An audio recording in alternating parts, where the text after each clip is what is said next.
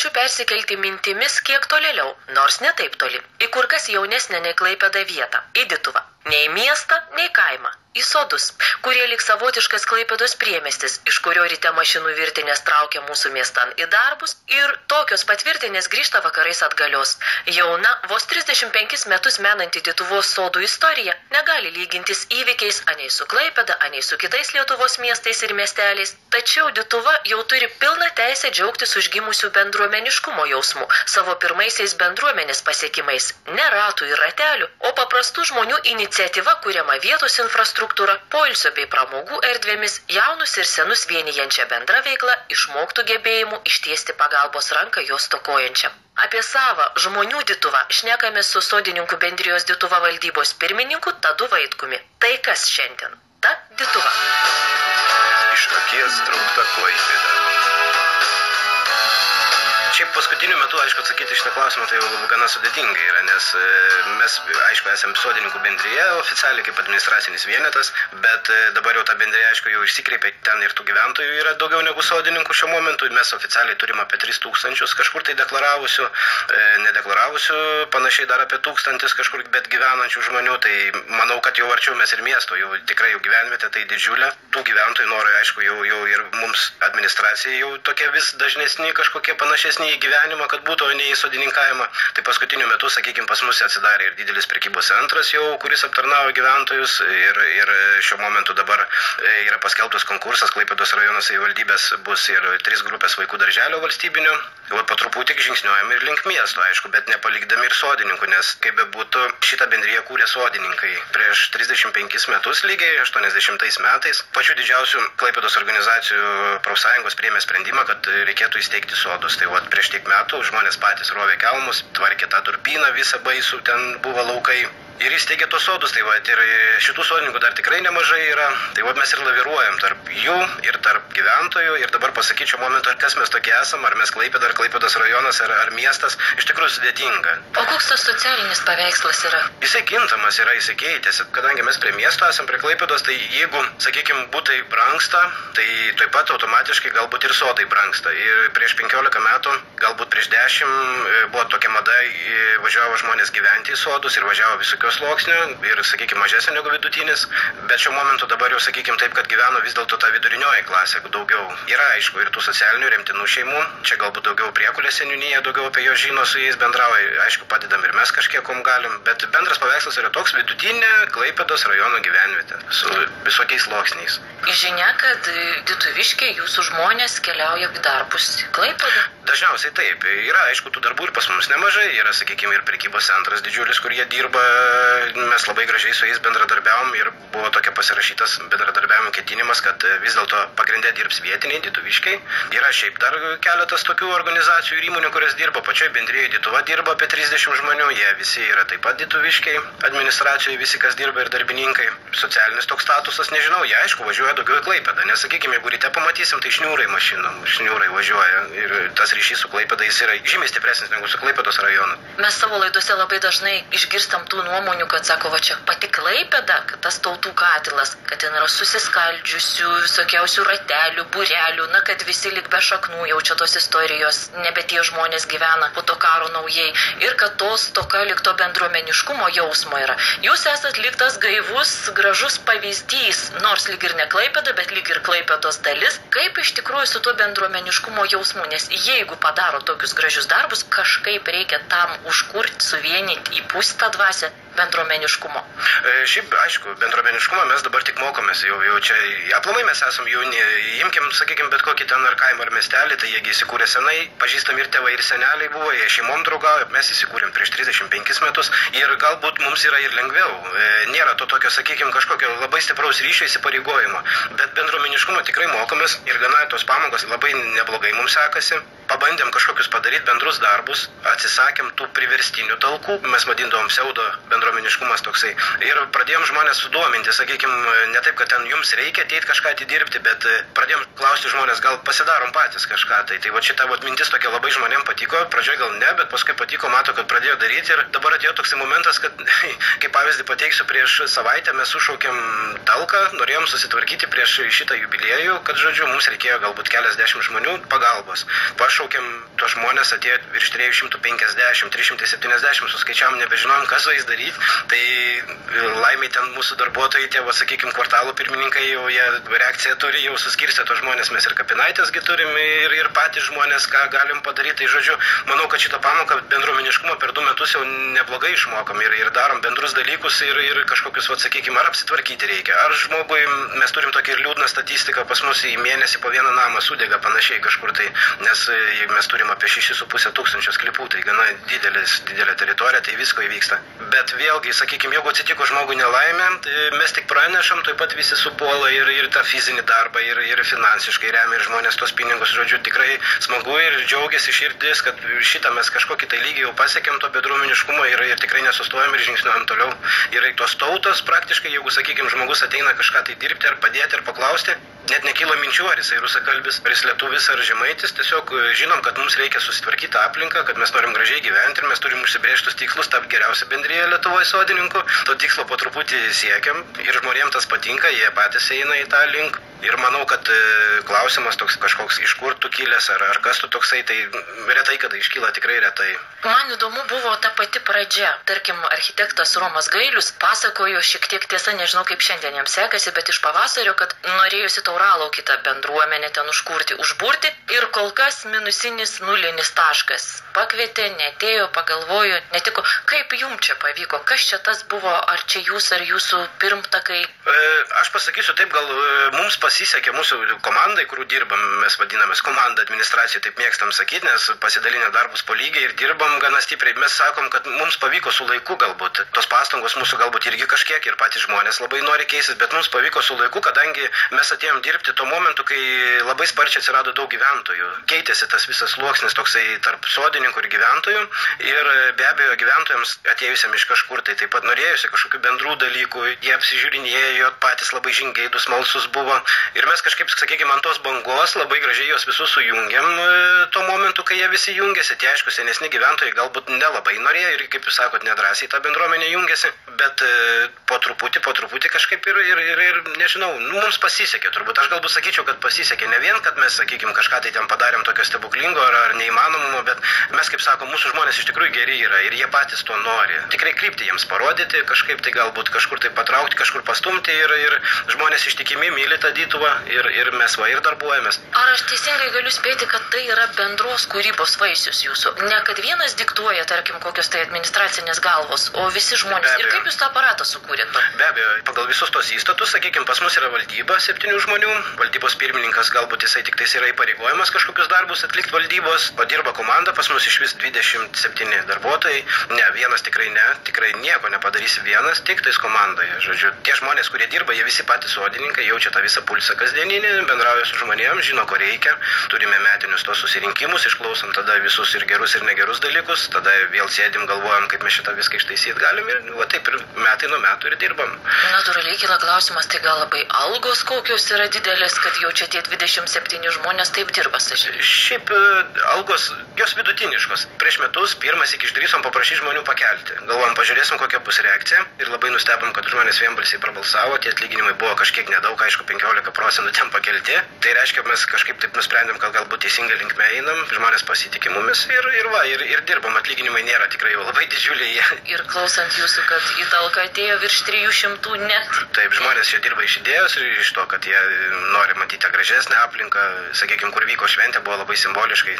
Tai ta vieta buvo apleistas kemsynas, ten nieko nebuvo, krūmynai buvo ir mes prieš 2 metus, kaip pagalvojom, kad būt reikėtų ten kažką tai įsirengti, tai ir su žmonių pagalba padarėm 3 tas vadinamas talkas tokias ir nesamdėm iš šalies nieko, savo lėšom ir mes jį susitvarkėm. Tai simboliškai dėl ko? Dėl to, kad būtent taip pat ir buvo įkurti sodai. Lygiai taip pat iš tų kemsynų, iš tų burzgynų žmonės patys susijungė ir dirbo tose talkose. Mano tėveliai dar šitą pasakojo, aš buvau galbūt per jaunas, bet tėveliai pasakojo, kad taip ir kūrėsi.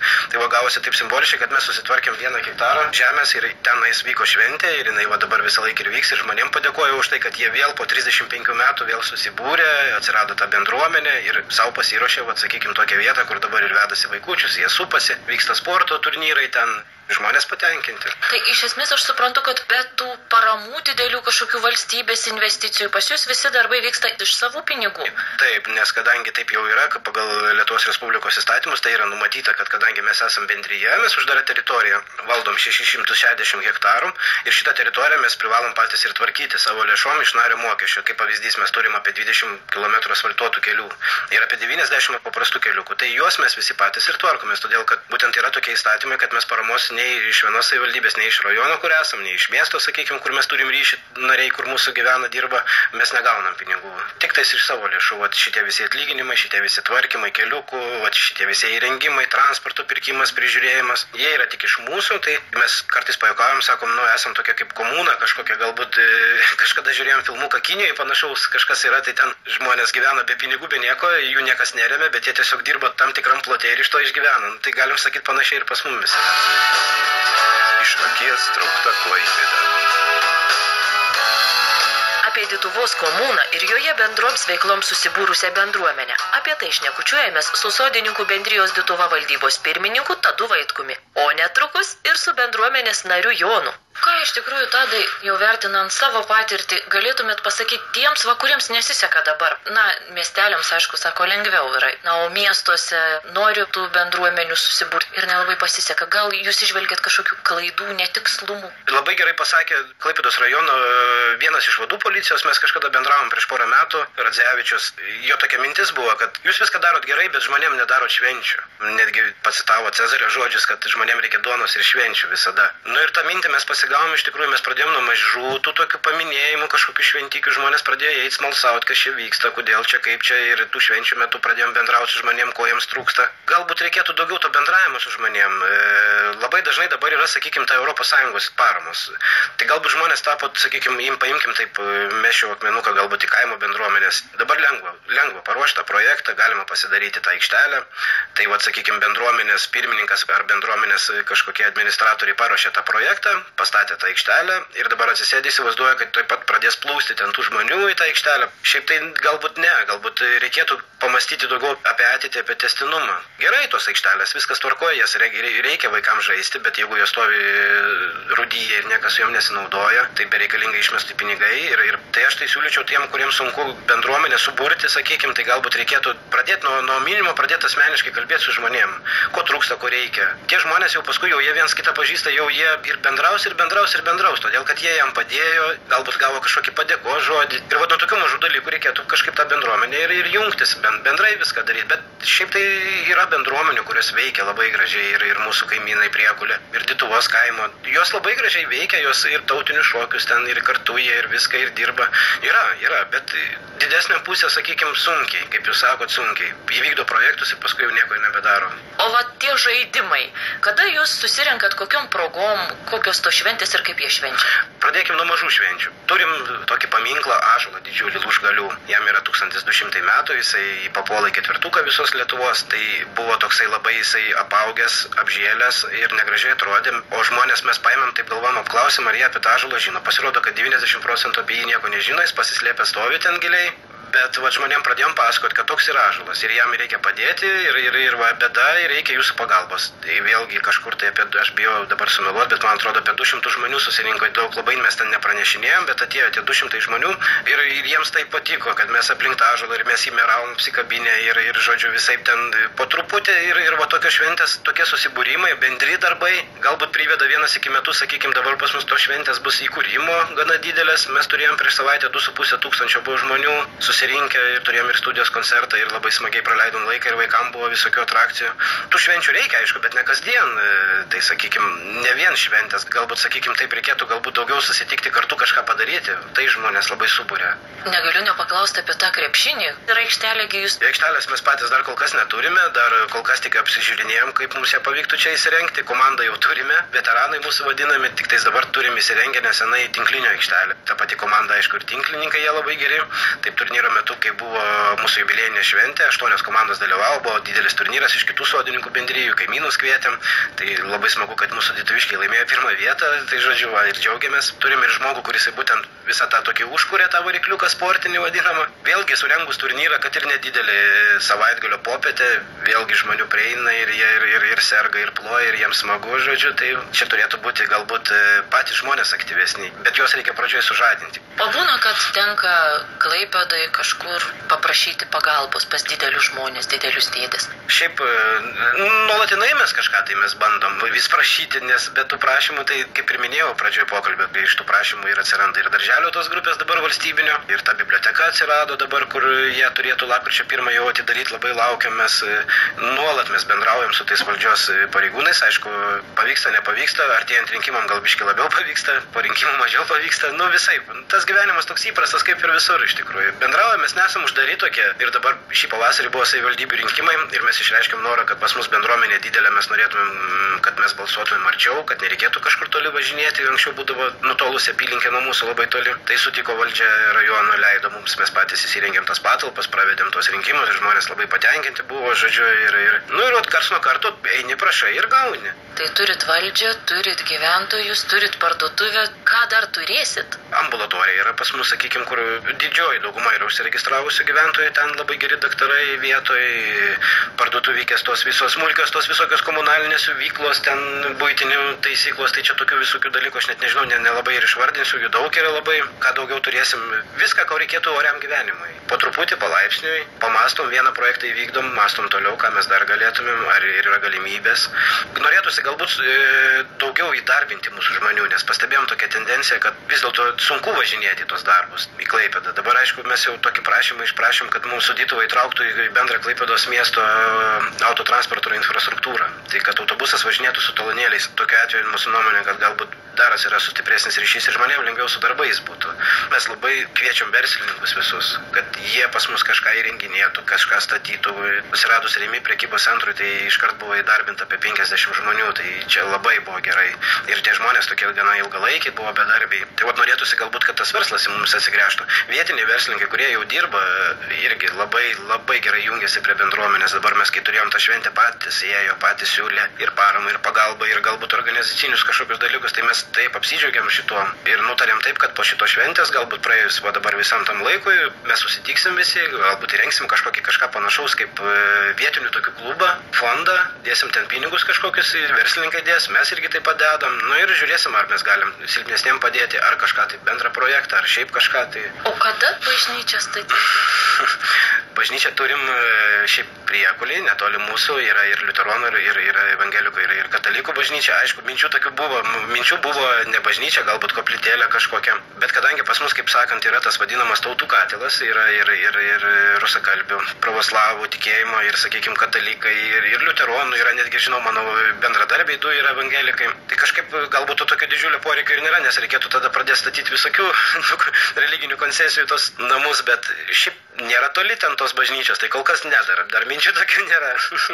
O pats Tadai, čia gimė saugęs? Aš esu grynas klaipėdietis, mano šeima yra klaipėdiečiai. Buvo toksai metas, kai mes atsikraustėme į Dituvą prieš 8 metus, tėvai mums paliko sodą, mes įsirengėme įgyventi ir šiuo momentu skaitau save dituviškiu. O tėveliai arba seneliai iš kur atkilo? Šiaip tai tėvelis Žemaitis yra, Telšiai čia tas regionas, mama Aukštaitė, jinai yra iš Rokiškio, bet jau jie ir patys vaikai čia buvo Klaipėdai, kiek žinau, jau jie tikraustė, tai vaikais, tai aš save skaitau tikrų klaipėdiečių, savo vaikus tikrais klaipėdiečiais ir save taip pat. Negaliu kaip visų tradiciškai klausia, bet šį kartą jau labiau apie pačią Klaipėdą. Kaip ją apibūdintumėt ir kodėl? Tai pats nuostabiausias miestas iš tikrųjų galbūt pasauly, nes išvažiavus toliau kažkur tai į kelionę, sakykime, ar komandiruotę, visada norisi grįžti visą laiką. Ir smagu, sakykime, ilgesniam laikui išvykus kažkur grįžti, pasižiūrėti per gatvės, pravažiuoti, kaip čia viskas pasikeitė. O šiaip tai pačiai Klaipėdai tai link klestėti, jos istorija labai įdomi ir labai tokia įspūdinga, įsimintina. Tai be abejo šitas miestas turės ir labai puikia ateitį, tuo aš ir linkiu jam.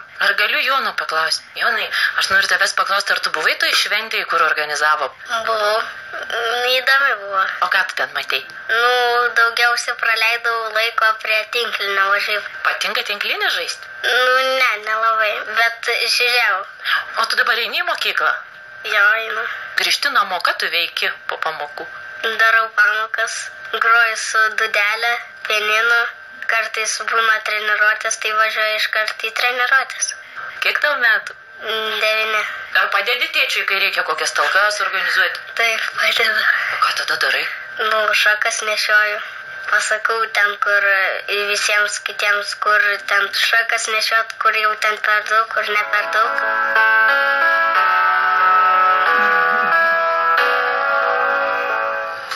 Šakas nešiot, tai ne ant kelmo šokinėt. Jaunasis Dituvos bendruomenės narys Jonas tą žino ir norisi tikėti. Tas žinojimas mūsų visų, dituviškių ar klaipėdiečių, žvejų ar sodininkų, viltis ir laisvė. Laisvė duoti ir nebūtinai nusižeminus prašant imti.